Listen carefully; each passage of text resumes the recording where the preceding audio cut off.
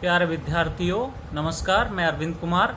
आज आप लोगों के साथ में Bruner theory of cognitive development, Bruner के संज्ञानात्मक विकास के सिद्धांत के बारे में चर्चा करूंगा।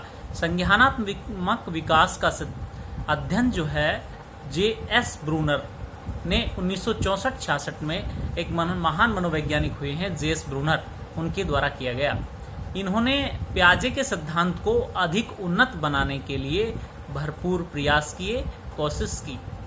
ब्रूनर ने मूलतः दो प्रश्नों के उत्तर ढूंढने का प्रयास किया है। एक, शिशु किस ढंग से अपनी अनुभूतियों को मानसिक रूप से बताते हैं, अभिव्यक्त करते हैं।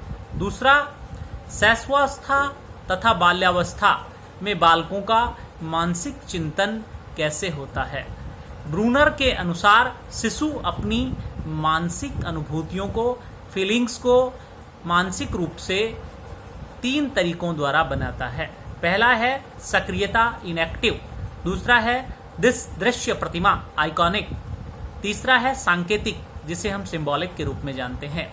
सक्रियता, इनएक्टिव एक ऐसा तरीका है, मोड है, जिसमें शिशु अपनी अनुभूतियों को क्रिया, एक्शन द्वारा व्यक्त करता है। जैसे दूध की बोतल देखकर शिशु का चहचहाना, मुंह चलाना, हाथ पैर मारना, ये सक्रियता विधि के उदाहरण हैं, जिसके द्वारा वह दूध पीने की इच्छा अभिव्यक्त कर रहा है। दृश्य प्रतिमा विधि में बालक अपने मन में कुछ दृश्य प्रतिमाएं, विजुअल इमेजेस बनाकर अपनी अनुभूतियों की अभिव्यक्ति करता है। तथा सांकेतिक विधि में, सिंबॉलिक मेथड में, प्यारे मित्रों, बालक भाषा के व्यवहार द्वारा अपनी अनुभूतियों की अभिव्यक्ति करता है। ब्रूनर 1966 ने अपने अध्ययनों के आधार पर बताया है कि इन तीनों के संप्रत्यय का विकास एक सीक्वेंस में चलता है, एक क्रम में होता है। आइकॉनिक जो है वो एक तरह से 1.5 से 18 महीनों की स्थिति में इनएक्टिव स्थिति बच्चे के अंदर देखी जाती है। दूसरा है 1.5 वर्ष से 2 साल की उम्र तक आइकॉनिक देखा जाता है। तीसरा है करीब 7 साल की उम्र तक सिंबॉलिक एज जो है बच्चे की, वो प्राय देखी जाती है। ब्रूनर तथा केनी ने 1964-66 में एक प्रयोग में यह पाया कि बालकों में पहले दृश्य प्रतिमा की प्रबलता होती है और उसके बाद जो है सिंबॉलिक मोड आता है। प्रयोगकर्ताओं ने 3x3 मैट्रिक्स में 9 प्लास्टिक के गिलास सजाकर बालकों के सामने रखे। बालकों के समूह में 5 से 7 वर्ष की आयु के बच्चों को उन्होंने चूज किया, अपने प्रयोग में लिया।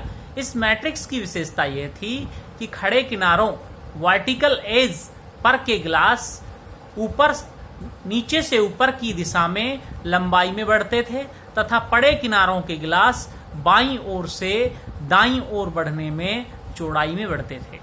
कुछ मिनट तक मैट्रिक्स को दिखाने के बाद सभी गिलासों को इधर उधर अव्यवस्थित कर दिया जाता था। बालकों को अभी अभी देखे गए मैट्रिक्स जो सजा करके रखे गए थे, समान गिलासों में सुव्यवस्थित करने के लिए डिजाइन को हूबहू दोबारा बनाने के लिए कहा जाता था।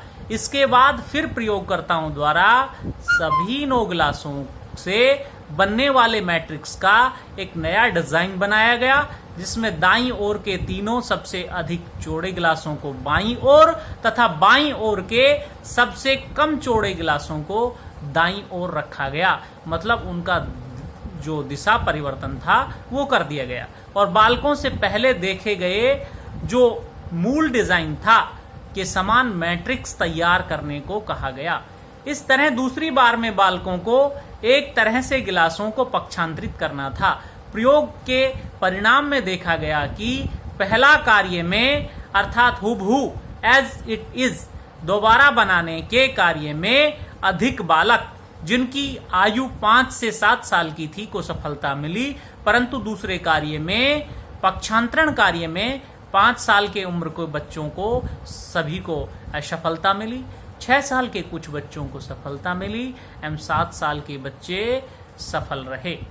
ब्रूनर के अनुसार 5 साल के बालकों में असफलता का जो मूल कारण था मित्रों, उनमें सांकेतिक विधि से अर्थात भाषा द्वारा अपनी अनुभूतियों को व्यक्त करने की क्षमता उनके अंदर विकसित नहीं हुई थी।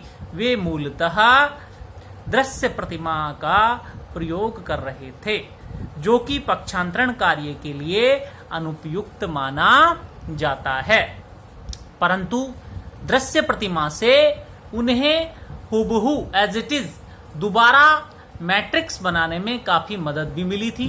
शायद यही कारण था उन्हें इस कार्य में सफलता हाथ लगी। 6 साल के कुछ बालकों को पक्षांतरण कार्य में सफलता मिली। स्पष्टतः ऐसे बालकों में अपनी अनुभूतियों को भाषा के माध्यम से अभिव्यक्ति की क्षमता विकसित करने में मदद मिली और अभिव्यक्ति की क्षमता उनमें भाषा के माध्यम से विकसित हुई। परंतु 7 साल के सभी बालकों में चूंकि भाषा का प्रयोग करने की क्षमता विकसित हो गई थी, अर्थात सांकेतिक विधि द्वारा उनमें अपनी अनुभूतियों की अभिव्यक्ति करने की क्षमता विकसित थी, इसलिए उन्हें पक्षांतरण कार्य में पूर्ण सफलता मिली। इस उम्र के बालकों के मन में एक शाब्दिक नियम वर्बल रूल उत्पन्न हो गया था, यानी कि 7 साल के बच्चे वर्बल रूल को डेवलप करने में कैपेबल हो चुके थे। सभी लंबे गिलास एक तरह से रखे गए और सभी चौड़े गिलास दूसरी तरह से रखे गए। इस ढंग का शाब्दिक नियम 5 साल के बालकों में नहीं था, 6 साल के कुछ ही बालकों में था। अध्ययन से स्पष्ट है कि बालकों के संज्ञानात्मक विकास में दृश्य प्रतिमा पहले विकसित होती है। सांकेतिक जो भाषा है, सिंबॉलिक मेथड है, का प्रयोग बाद में होता है तथा वो एक क्रमिक प्रक्रिया मानी जाती है। ब्रूनर ने भी पियाजे के समान ही संज्ञानात्मक विकास को एक प्रक्रिया माना है तथा बालकों के चिंतन में संकेत, सिंबल तथा इमेज, प्रतिमा को महत्वपूर्ण माना है। इसके बावजूद ब्रूनर ने संज्ञानात्मक विकास में भाषा, लैंग्वेज को पियाजे की तुलना में अधिक महत्वपूर्ण बताया है। ब्रूनर के अनुसार बालकों के चिंतन में भाषा की अहमियत अधिक होती है। पियाजे के सिद्धांत में बालकों के चिंतन में उनकी परिपक्वता एवं अनुभूतियों तुलनात्मक रूप से अधिक महत्वपूर्ण होती है। धन्यवाद।